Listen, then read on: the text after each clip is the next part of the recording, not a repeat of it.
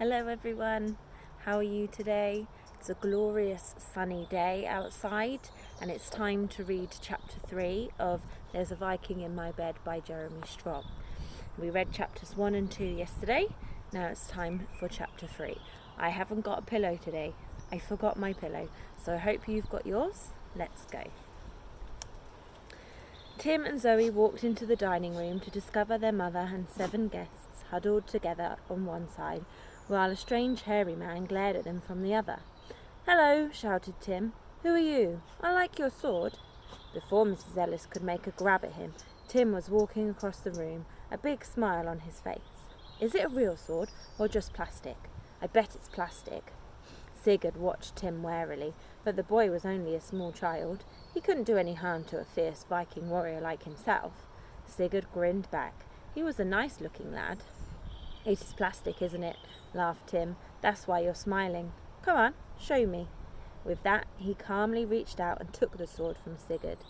It was difficult to tell who was the most surprised. Sigurd was left empty-handed and unarmed.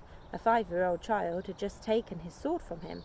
Was he dreaming? No, because Tim had collapsed onto the floor beneath the weight of the weapon. His eyes were popping.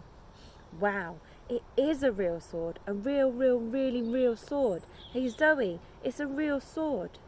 At that moment, Mr. Ellis appeared at the top of the stairs with Mrs. Tibblethwaite. Poor Mr. Ellis was still in a state of shock. This was not surprising, because Mrs. Tibblethwaite had spent the last 3 minutes trying to bring him round from his faint. First of all, she had sat him upright and slapped him several times in the face. His cheeks were still red and sore. That hadn't worked, so she'd begun to give him the kiss of life. At this point, Mr. Ellis had woken up, found himself being kissed to death by Mrs. Tibblethwaite, and promptly fainted again. So the stout lady had jabbed him with her hatpin. That soon had him on his feet. Now the pair were coming slowly downstairs, while Sigurd looked around in desperation. He was surrounded. He could not imagine where he was. This was a nightmare. None of the great stories of raids he had heard in Denmark had prepared him for anything like this. He had never before seen a room or people like these. Truly, this was some horrible nightmare he was in. Sweat broke out on his forehead. The voices around him seemed to swim through his brain, echoing and gurgling. The walls of the dining room grew taller and taller until they started to bend in towards him, falling on him, falling. Sigurd tottered forward and crashed unconscious across the breakfast table. Just wait for the aeroplane.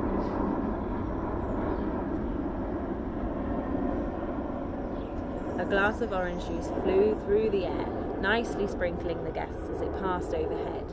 A plate of bacon and eggs spun off the table like some weird flying saucer. It deposited its passengers in an eggy mess on the carpet, then flew on and hit the wall and shattered. Sigurd lay across the table, quite still.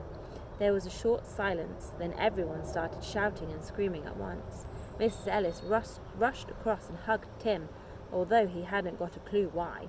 Mr. Ellis ran down the stairs, calling for calm.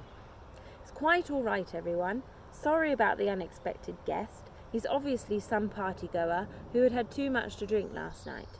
If you wouldn't mind going to the lounge, we'll clear up and serve breakfast again in 10 minutes. I do apologise for this most unexpected event." Mrs. Ellis helped some of the guests out of the room, while Mrs. Tibblethwaite stood at the top of the stairs, watching with one raised eyebrow. "Do I understand, Mr. Ellis, that you don't know this creature?"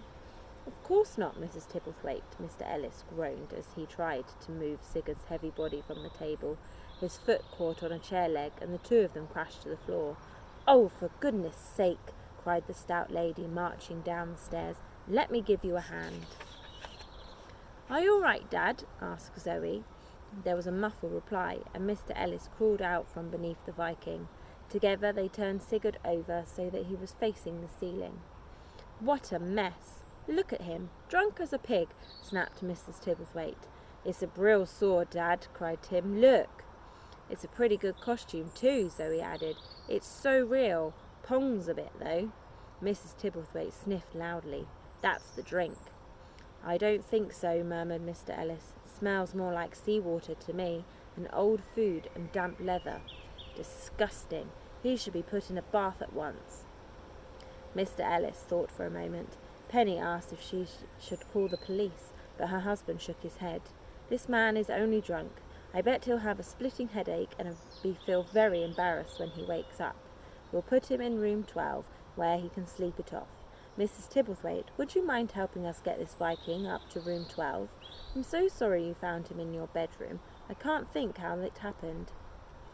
Surprisingly, Mrs. Tibblethwaite was now quite calm about the whole business. It's all right, Mr. Ellis. Hotel rooms are usually such dull places. I must admit it was a shock to find him asleep in my bed, but at least it's something I shall remember for a long time. I'll take his left leg. It took 5 of them to carry Sigurd up the stairs to room 12, and there they laid him out on the bed. Well, said Mrs. Tibblethwaite, all that excitement has made me hungry. Perhaps I'll have breakfast after all. Of course. The other guests will want some too. Mrs. Ellis hurried back downstairs. I'm just coming, added her husband. Tim, Zoe, stay here and keep an eye on this chap, will you? Come and tell us the moment he wakes up. Downstairs, the Viking Hotel returned to normal. All was calm in the dining room as the guests finally finished their breakfast, and soon the unwelcome visitor was forgotten. However, things in room 12 were not calm at all. Just as Tim and Zoe were beginning to get rather bored with watching a sleeping body, Sigurd began to stir. He opened his eyes and tried to sit up. Then he clutched his head and fell back. He's got a headache, said Zoe. Dad said he'd have a headache. Give him some water, Timmy.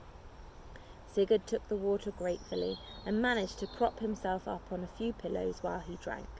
He glanced at the 2 children and round the room. He felt for his sword, but of course it was gone. Sigurd sighed. It was quite plain that he had been captured. Now he would probably be killed. There was no mercy for Viking raiders. Hello, Zoe smiled. I'm Zoe. This is my brother Timmy. Tim, not Timmy, grunted her brother. How do you feel? Said Zoe. Sigurd listened to the strange noises being made by the children. He could not understand a word. Zoe was watching his face carefully. I don't think he understands, Tim. I don't think he's English. Of course he isn't. He's a Viking. A real Viking. Don't be stupid, Zoe pointed at herself and said her name several times. Sigurd nodded. He pointed at himself too and repeated, Zoe. Zoe. No, not you. Me. She took the Viking hand and pointed it to herself. Zoe, she said once more. Then she made Sigurd point at Tim, and she said his name too. Sigurd's face lit up with a grin. Ah, Zoe, he cried, then pointed at her brother. Timmy. Not Timmy, Tim. The Viking pointed at himself. Sigurd, he announced proudly. Tim glanced up at the big warrior. Well, I'm going to call you Siggy, he said moodily. The Viking banged his chest and glared at Tim. Sigurd, he repeated. Hidaby, Sigurd, Hidaby. All right, muttered Tim. Keep your hair on. If you want to be called Sigurd Hidaby, you can call me Tim Ellis. In fact, you can call me Master Tim Ellis. Oh, do shut up, Tim, Zoe butted in, giving her brother a push. You do go on sometimes. Didn't he say Hidaby?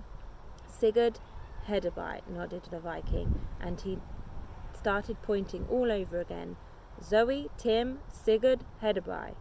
Master Tim Ellis, insisted Tim. Will you stop pushing me, Zoe?